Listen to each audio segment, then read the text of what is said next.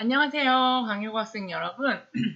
오늘은 지난 시간에 이어서 현대적 원자 모형을 계속 배워보고 있는데, 지난 시간에는 마지막 부분이 이거였어요. 오비탈의 에너지 준위 해보는 거. 그래서 오비탈이 뭐였나? 오비탈은 전자가 존재할 확률을 나타낸 그림이다, 혹은 전자가 존재할 확률을 나타낸 함수이다 라고 말을 했고, 전자는 어떤 전자 껍질에 딱 있는 게 아니라 우리가 알 수 있는 건 전자가 그 정도에 위치할 확률이 많다 적다 라는 것만 나타낼 수 있고, 전자가 존재할 확률이 90% 정도 되는 지역을 경계면으로 해가지고 그림을 그린 게 바로 오비탈의 모양이었어요. S오비탈, P오비탈, D오비탈, F오비탈 이렇게 있었는데, S오비탈은 우리가 전자 껍질에서 많이 봤던 딱 그 모양이에요. 동그란 구 모양. 그 다음에 P오비탈은 여기 앞에 2가 있는 건 두 번째 주양자수 2에 해당하는, 그 정도쯤에 해당하는 오비탈인데, 그 중에 P 모양 가진 거. 아령 모양의 오비탈이 P오비탈. 그래서 P. 얘는 PX, PY, PZ 세 개가 있었고, PX, PY, PZ는 에너지적으로는 같았어요. 방향이 달랐을 뿐이에요. 공간적인 방향이. 그 다음에 D오비탈은 방향 어떻게 생겼는지도 선생님 말씀드리지 않았어요. 근데 어쨌든 종류가 5종류가 있고, 이 5종류의 에너지는 모두 다 같다라는 거 얘기해서 했는데, 수소 같은 경우는 에너지가 다 같지만, 주양대수만 같으면 에너지가 다 같지만,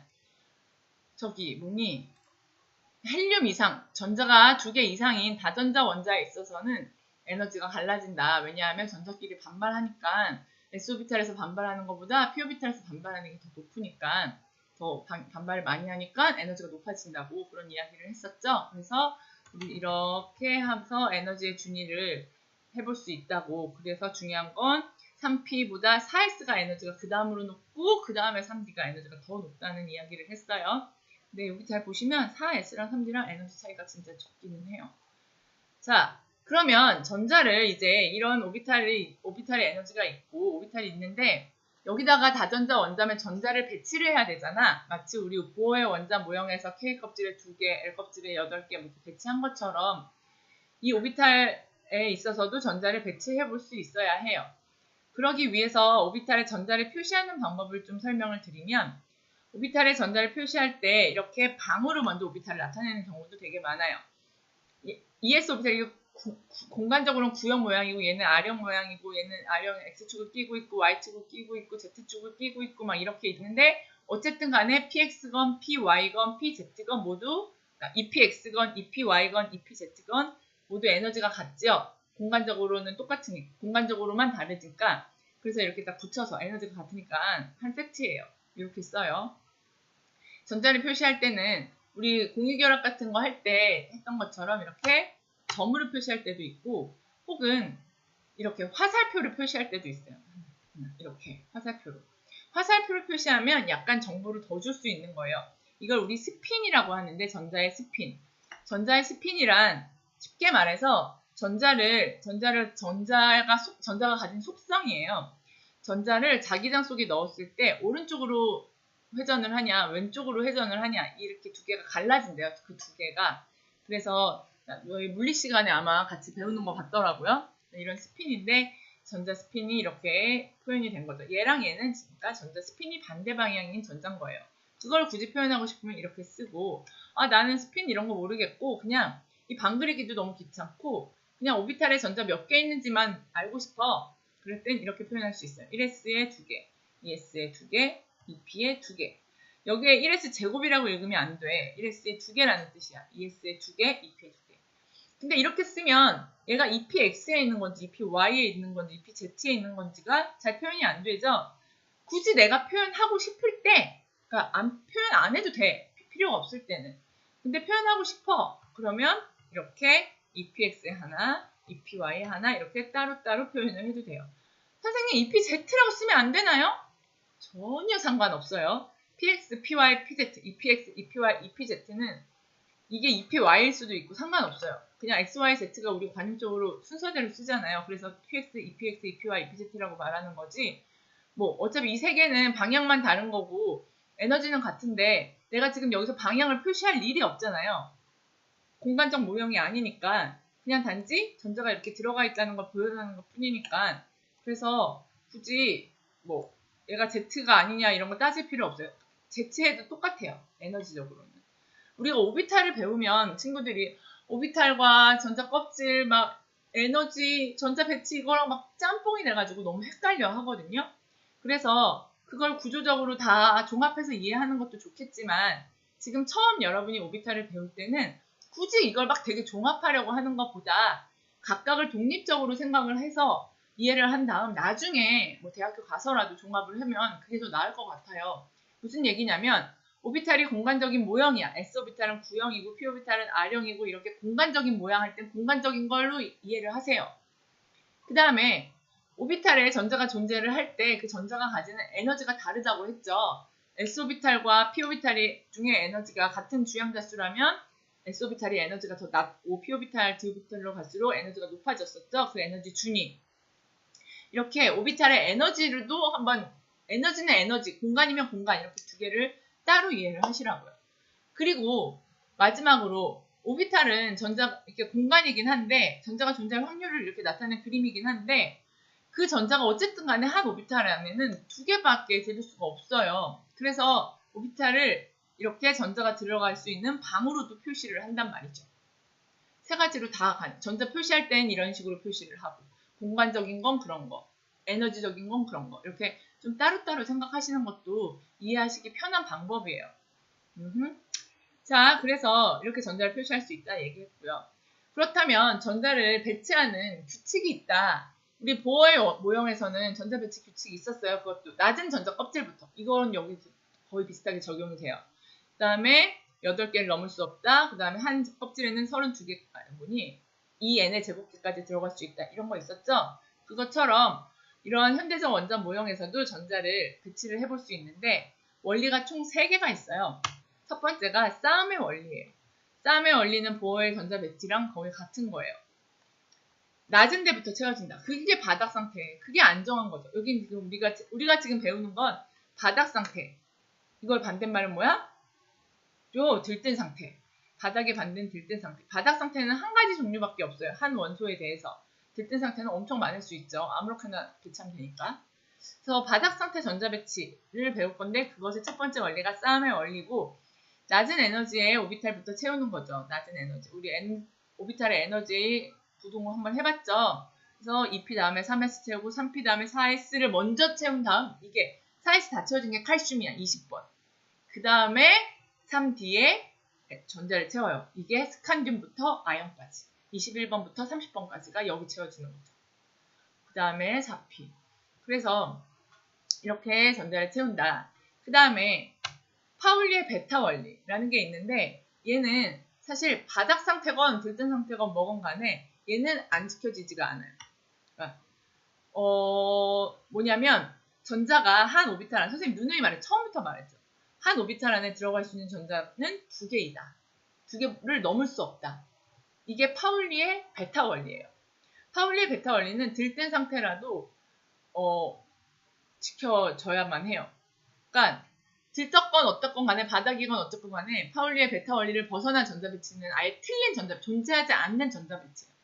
싸움의 원리나 다음에 배울 훈트의 규칙은 이 규칙이 지켜지지 않으면 단지 전자가 들뜬 상태인 거야. 그래서 에너지가 좀 불안정한 상태, 높은 상태인 건데 파울리의 베타 원리는 아예 그냥 이게 지켜지지 않는 전자 배치는 없어. 불가능하다고 나와 있어요. 그래서 파울리의 베타 원리는 이런 건데 결국 이런 것도 안 된다는 거예요. 전자가 2개가 들어갈 수 있는데 이렇게 스핀이 같은 방향으로 들어갈 수 없는 게 바로 파울리의 베타 원리예요. 당연히 3개는 당연히 안 되고요. 스핀이 방향이 반대고 어쩌고 간에 당연히 안 되고 이렇게 스핀 방향이 같은 방향으로 들어갈 수도 없다는 게 파울리의 베타 원리예요. 이건 너무 불안정해지거든요. 근데요. 그 다음에 마지막으로 훈트의 규칙이라는 건데 훈트의 규칙은 보다 안정한 바닥 상태 전자 배치와 관련 있는 건데 전자가 배치될 때 가장 이렇게 뭐랄까 같은 에너지 이렇게 EPX 낮은 에너지의 오비탈부터 전자는 채우고 같은 에너지의 오비탈의 전자를 채울 때 넓게 채운다는 거죠. 이걸 누가 어떻게 말하냐면 비유로 왜 우리 고속버스 같은 거 탈 때 아니면 고속버스 탈 때 버스 타면 두 자리 막 이렇게 두 자리 이렇게 있잖아요. 그때 사람들이 타면 어떻게 채워요? 모르는 사람들 탈 때. 여기 밑에 다 비어 있는데 여기 두 자리가 있고 여기 한 사람 타 있어. 그러면 다른 사람은 그 뒷자리 가서 앉거나 아무튼 혼자 앉는 자리 가서 앉지 굳이 그 옆자리에 가서 앉지는 않죠. 엄청 예쁜 여자나 남자가 아닌 이상. 그런 거죠. 그래서 빈 공간이 많을 때, 똑같은 에너지, 똑같은 조건일 때, 똑같은 에너지 오비탈에 전자가 채워질 때는 이렇게 따로따로 채워진다. 이렇게 한 오비탈에 따로 있는 전자를 우리는 홀 전자라고 해요. 전자가 채울 때 어느 게 맞다? 위에 게 맞고 밑에 게 더 불안정한 상태인 거죠. 이거는 파울리의 베타 원리에 벗어나진 않기 때문에 전자 배치로는 가능하지만 에너지적으로는 위에 게 더 안정하니까 위에 게 바닥 상태인 거예요. 얘는 들뜬 상태인 거죠. 얘가 되려면 에너지를 흡수해야 되고요. 이쪽에서 이쪽으로 가면 에너지를 방출해요. 전자가 마이너스 전하를 띄웠잖아. 좁은데 같은 오비탈 안에 두 개 있으면 서로 반발하죠. 그러니까 불안정한 거죠. 얘는 넓게 있으니까 안정한 거고요. 힌트의 규칙은 이거예요. 그래서 예를 들어서 황을 한번 해볼게요. 나는 황이 좋잖아요. 왜 좋은지 알죠? 자, 1S 낮은 데부터 그 다음 2S 그 다음 2P 3개 채우고 그 다음에 3S 그 다음에 3P인데 여기까지 채우면 2, 4, 6, 8, 12 채웠으니까 4개만 더 채우면 되네. 그러니까 하나, 둘, 셋, 넷 이렇게 채워야 되는 거죠. 힘추의 규칙에 의해서. 요게 여기로 오면 안 되고 이게 바닥 상태의 황의 전자 배치예요. 여기서 우리 하나만 짚고 넘어가려고요. 여기서 원자가 전자 혹은 최외곽 전자를 알아보려고 하는데 원자가 전자는 몇 개일까요? 4개일까요? 6개일까요? 원자가 전자라는 건 가장 바깥쪽 전자 껍질, 다시 말해서 주양대 수가 가장 큰 껍질에 있는 전자의 개수예요. 따라서 원자가 전자는 하나, 둘, 셋, 넷, 다섯, 여섯. 이만큼이 원자가 전자라는 거예요. 최외곽 전자도 마찬가지. 가장 바깥쪽 껍질에 있는 전자의 개수를 최외곽 전자수라고 해요. 그래서 둘 다 6이에요. 원자가 전자와 최외곽 전자를 잠시 말씀을 드리면 원자가 전자와 최외곽 전자는 두 개 같은 말이라고 생각하셔도 무방해요. 화학 반응에 있어서 의미를 가지는 가장 바깥쪽 전자 껍질에 있는 전자 수거든요.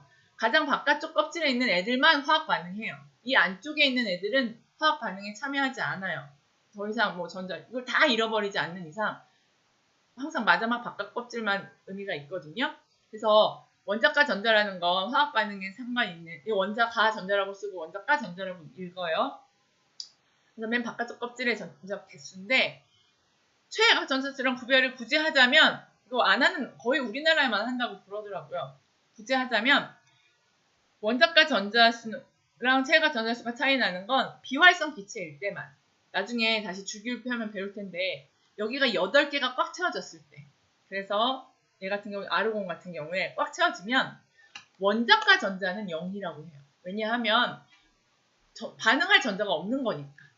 원자가 전자 수는 여기서 원자가 전자의 의미는 반응하는 전자, 반응하고 상관 있는 전자거든요.